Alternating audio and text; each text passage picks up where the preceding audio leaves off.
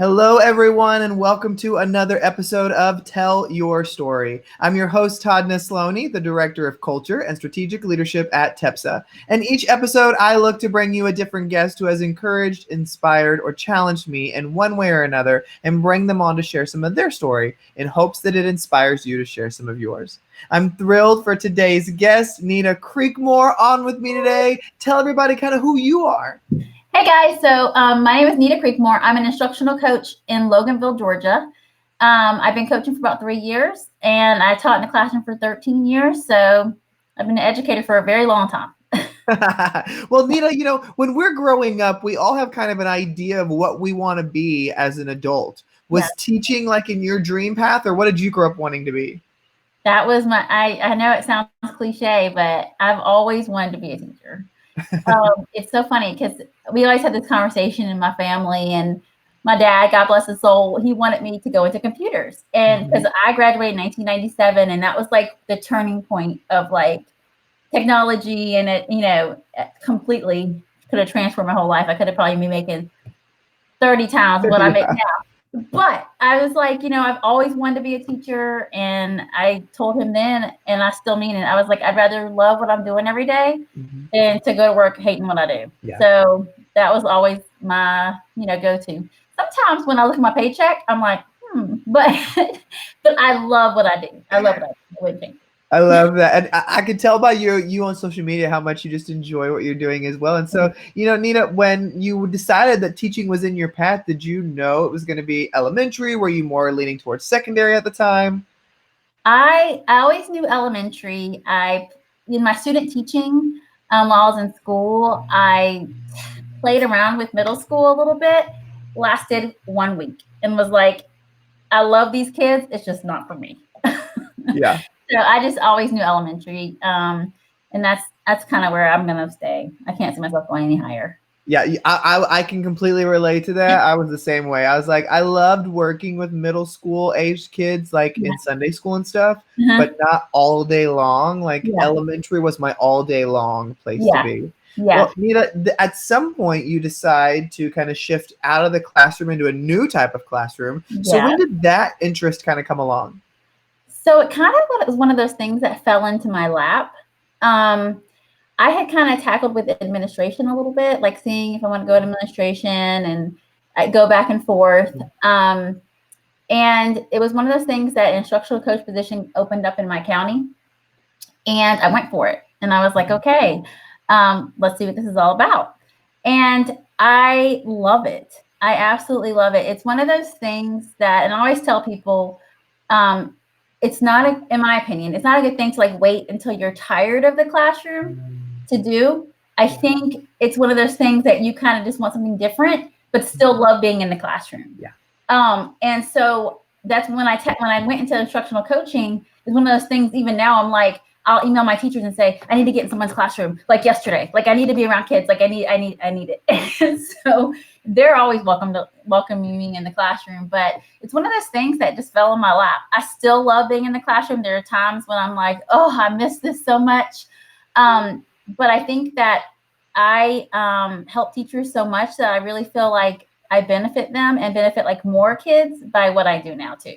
And I'm so glad you said what you did, because I've had that conversation several times here with different guests on Tell Your Story, of that it's always driven me insane when people are like, why'd you leave the classroom? And I'm like, I didn't. You can have multiple passions, number one, and I didn't step out of a traditional classroom because I was hating it or because I was tired of it. It was like an opportunity arose. That's a passion of mine, to work with adults too. It doesn't mean I love teaching in the classroom with little kids any less. I still could go back tomorrow and do that because I love it so much. So I'm so thankful to hear somebody like you share that as well. Yeah. And then also I always tell people that, like, I'm an instructional coach, but I was coaching way before I had the title. You know what I'm saying? It's one of those things that, like, you could be a team lead and you're doing coaching. You can do, so I was kind of coaching teachers before I became, official instructional coach. Well, one thing that has that's been really stuck with me since I stepped into a official leadership capacity with the title and everything is that, and still being active on social media like you are, you can feel like you've got the strengths to make that position something special. And then when you're in that position, I feel like all these other doubts and insecurities start to come in, like, well, am I really the person to be giving advice here? Or I saw these people doing way better stuff than me. Like, how do you keep doubt at bay so it doesn't take root in your own life? Well, I try to measure myself against myself. That's one thing that I've learned just being on social media. You know, you can easily compare yourself to somebody else. And I also try to always be a learner. So it's one of those things that I'm like, I tell the teachers that I work with, and I'm really open and honest on social media about, I am not the end all be all. Like, this is what I feel like works.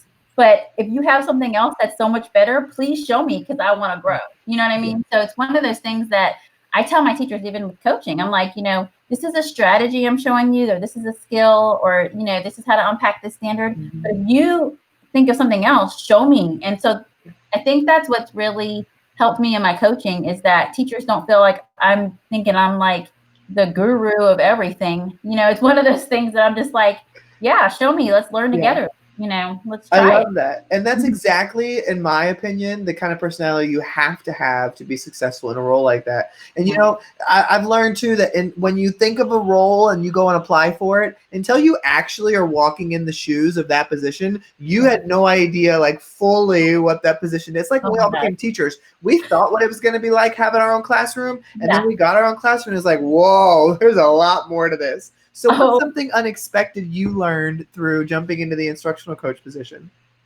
So I went from like one school to a whole nother school. So I wasn't like already at that school that I'm at now. And it's one of those things that you have these preconceived notions of, this is the way to do it. Like, this is the way to teach. This is the right way to teach. And so when I went in, that I really learned is that you really have to get to know the teachers and also the students that they're working with. You know what I mean? So it was one of those things that I came in, I was like, oh, here's this strategy and this strategy. And they're like, yeah, that's not going to work. You know, and so it's really just taking the time to get to know. So that's one thing that I learned right off the bat, was I gotta have to get in there, get to know the teachers, but also get to know the students, you know, in order to help the teachers be able to reach them. So that was one of the things that I felt like at the beginning, that I learned very quickly, that you have to build relationships and you have to kind of get in there, and not just with the teachers that I work with, but also the students that they serve. I love that. Well, you know, Nita, I always think of who we are today as a reflection of different things that we've been through in our own past, and the trials, but also the successes and the celebrations. And so when you reflect on your path, what's something that really stands out to you that was really instrumental into creating the Nita we see today? That's such a good question. There's so many different things. I was going to say, I know there are lots of answers to this question. So it's something that stood out to me that created who I am today.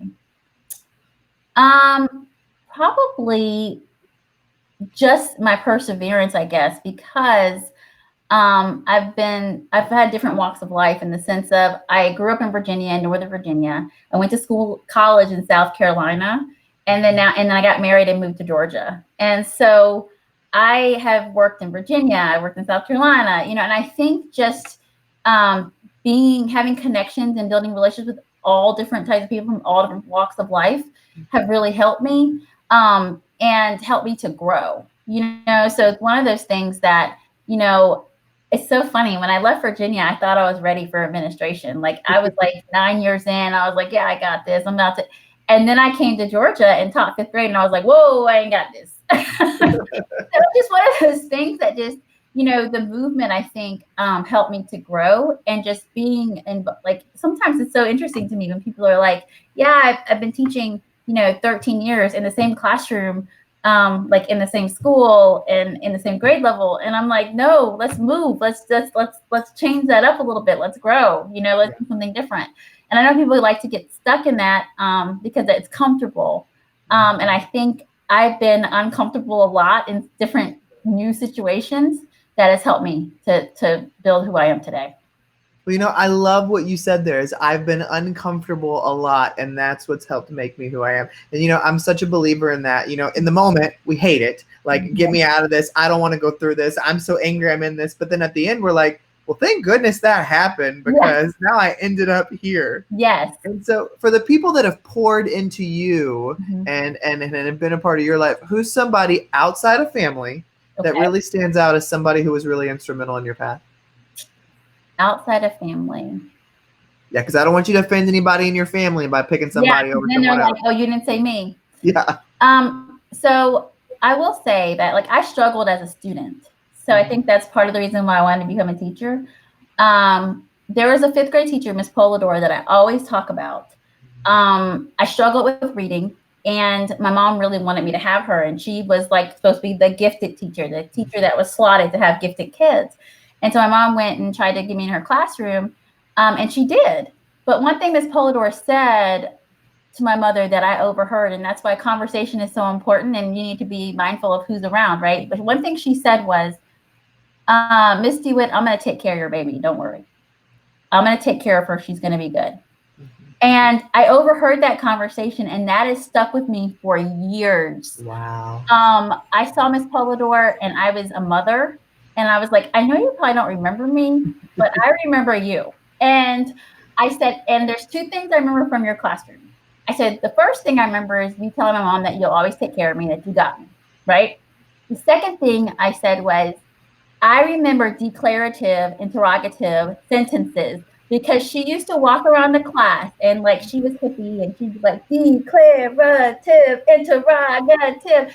And I remember that, and that was 5th grade. Yeah. And I said, if I didn't know anything else, I knew what the heck a declarative sentence was and an interrogative sentence. And she cracked up laughing, and she said, I've done that for years.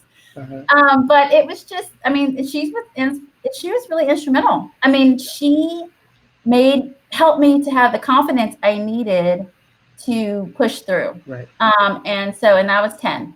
So I do remember that. That's something that's such a, it's a funny story, number one, but it's such a great reminder of, we leave impacts on others that we don't always see in the moment, and we may not see it till many years down the road, just like when you got to go back and tell her that. But that doesn't mean you aren't careful of what you say and how you pour into people, because you never know the impact it's going to make. I love that story so much. Well, Nita, working with adults is a lot like working with kids, but there are some differences as well. So how was making that shift for you from working with little kids to little kids in big bodies? That's how I describe adults. So I distinctly remember the first day of school, right? And me asking myself, what the heck did I just do? Because there's no kids coming into your classroom, right? It's weird. It's so weird. It's so weird. And I was like, did I make the right choice? Is this what I really should have done? I missed that, right? You hear the voices, and all the kids are excited to meet their new teacher, and it's not you. I mean, at that time, right? And so the hard part for me in the transition was challenging at first. But once you start getting into classrooms, and once I started making myself more visible, I started developing relationships with teachers, and I started developing relationships with the students, right? And so that definitely was a great transition. And then I got to see, like, the fruit of my labor, if you will, for lack of a better word. Kind of like, and teachers are awesome. I mean, they really are. But at the same time, it was a new position, and they're like, why the heck are you here? We're good, right? I mean, like, what do we need you for? And then when they start seeing me more as like, oh, wow, we can co-teach together. Cool, right? You can model for me something that I've been really interested in learning about. Awesome. So, and then the kids see me in there. And so just me being visible helped with that transition. Me letting the teachers know, again, I'm not the guru. I'm in this with you. We are together in this, was really essential for me to get for them to know, like, at the beginning. And just knowing that we are all in it for the kids. That's never changing. Even though I work with teachers, and I want them to grow, and I want them to, be able to reach students. But together, our main focus, the nucleus, is the students, right? And so that part never changed. I love that. And it's so funny listening to you talk, because when you say like why there's no kids coming in my classroom that first day, I so remember when I was a principal and I was so excited for the first day. And then when all the kids are showing up and they all go down to their rooms and I was left there in the front, I was like, what did I do? Why did I become principal? Like, all the kids were here, but now they're all in rooms and none of them are in my room. Like, what am I going to do with myself? And so I could totally relate to that feeling right there, because I remember feeling that my first year. Oh my God. Well, Nita, at some point you decided to start putting yourself out there a little bit more using social media. Yeah. So when did that kind of come, where you kind of felt brave enough to start sharing pieces of yourself through that platform? So it's funny, if you scroll like all the way down my social media, which is way down, I started posting when I had a first grade classroom, right? And so I was like, just posting things I was doing in my room, things like that. And I had no followers. I mean, it was like anyone followed me, but it was just fun to do. Yeah. And as I became a coach, I noticed that people are really, oh, wait, there's other people who are interested in what maybe I have to say, right? Or maybe having the same struggles I'm having, or because I try to be as real as possible on Instagram, without, calling out anything personal, completely personal, but I try to be as real as possible as my position, things that are struggles for me, things that I feel like is awesome and I want to share. And I think just the more I did that, the more people were like, oh, that's helpful, and I was like, oh, it is? Okay, good. Well, let me tell you this, and so, I've just been trying to be real, because sometimes I feel like social media can be, for some people, they feel like it's more of a competition. And I'm like, not about that. Like, it's just about, growing each other. And so it can be the positive part about it, where you really learn on social media, because there's so many great teachers and educators on there showing awesome things that I've gotten wonderful ideas from, that I'm like, this is professional learning all in itself, right on Instagram. Yeah. So that's what really changed the game for me, was when I realized people DMing me saying, that was awesome. Like, can you share more about that? And I was like, oh, well, if you want more, maybe other people want more, And so that's kind of how that grew. I love that, and I think that's such a real way to grow it up, where you're just there to share. And so I love that. Well, Nita, one way I always love to end all of these conversations is, I believe as people, there are things we hold really close to our hearts that are who we are. And so for those people who are listening or watching today, if they were to walk away with one thing, what would your one thing be? My one thing would be to, and especially in this state of the world, is to continue to try to build relationships, right? Relationships are always foundational for me.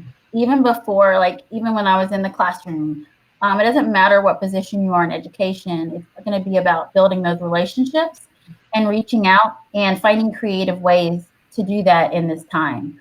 And so that would be one thing. And then if something doesn't give you joy, you're going to have to release that. That's been one thing that's been like, if it doesn't bring me joy, I'm going to have to find something different, whatever that is. But I can tell you, working out doesn't bring me joy, but I know it's good for me. So it's one of those things. I love it. And that is the best way to end this conversation. Nita, you are doing incredible work, and I was so thrilled when you agreed to come on. So thank you for coming and sharing some of your story today. Awesome. Thank you, Todd, for having me. And thank you, everybody, for listening or watching another episode of Tell Your Story. Remember, you can check out past episodes on iTunes, Spotify, SoundCloud, YouTube, wherever you get it, it's there. I hope today's conversation with Nita has encouraged you to get out there and tell your story, because every story